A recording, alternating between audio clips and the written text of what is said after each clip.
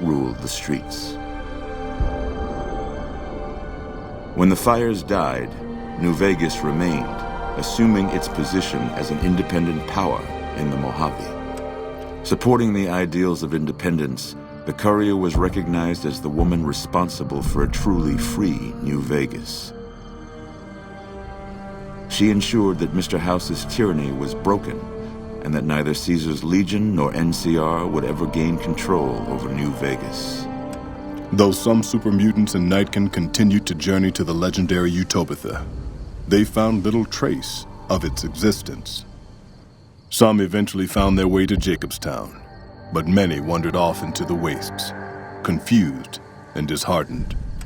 Still grappling with self-doubt over his usefulness in the face of old age, Raoul was never able to find peace with himself.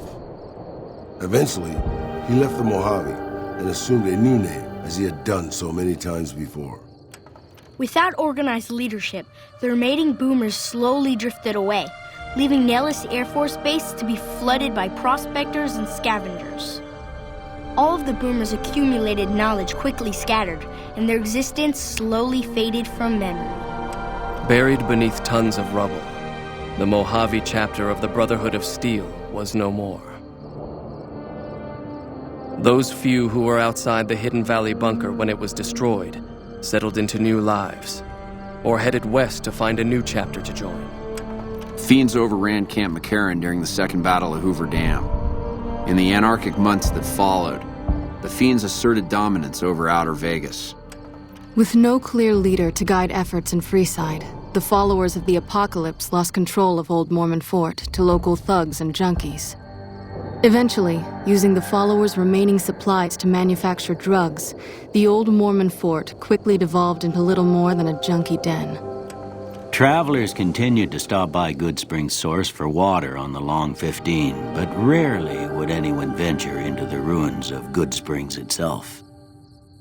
Those who did were almost always tourists, come to visit the graveyard where the Courier rose from the dead. After generations of being beaten down, the Great Khans were finally broken by the Courier. Those few who avoided the Courier's wrath moved north into the wilderness of Idaho, where they tried once more to rebuild. Thanks to the Courier and Lily, a cure for the Nightkin's schizophrenia was found shortly after Dr. Henry's experiment concluded.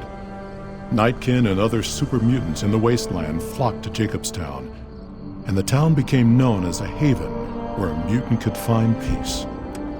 Encouraged by the Courier to stop taking her medication altogether, Lily's instabilities grew worse with each passing day. Eventually, she became little more than a ravening beast, the kindly old grandmother subsumed beneath the rage. With the king dead and most of their gang slain by the Courier, the remaining kings fled the area, never to be heard from again. After Ray's brain was transplanted into Rex's cybernetic body, it took Rex some time to adjust to the old scrapyard dog's memories. Eventually, Rex's mind settled peacefully, melding his own memories with that of long travels with old Lady Gibson. Despite their vigilance against potential attacks by the Legion, the citizens of Novac were no match for the Courier. The motel and Dinky the dinosaur were left vacant, a rare stop at best for travelers along Highway 95. After Hoover Dam, the leaderless powder gangers at the correctional facility vanished into the wastes, leaving the prison empty. The correctional facility became another abandoned ruin in the wasteland, its carcass occasionally picked over by enterprising prospectors. With Cook dead, the powder gangers at Vault 19 fell apart. Those who weren't destroyed by the Courier fled into the hills or attempted to work their way back through the Mojave wasteland. Few survived. Prim, already torn apart by powder gangers, was dealt a killing blow by the Courier. Though prospectors pick through the remains of the town from time to time, no one reestablishes it as a settlement.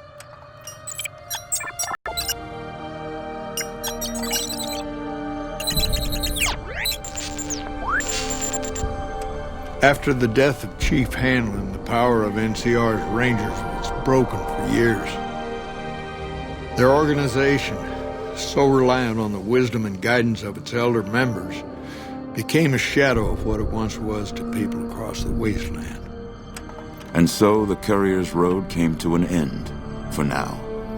In the new world of the Mojave Wasteland, fighting continued, blood was spilled, and many lived and died just as they had in the old world. Because war never changes.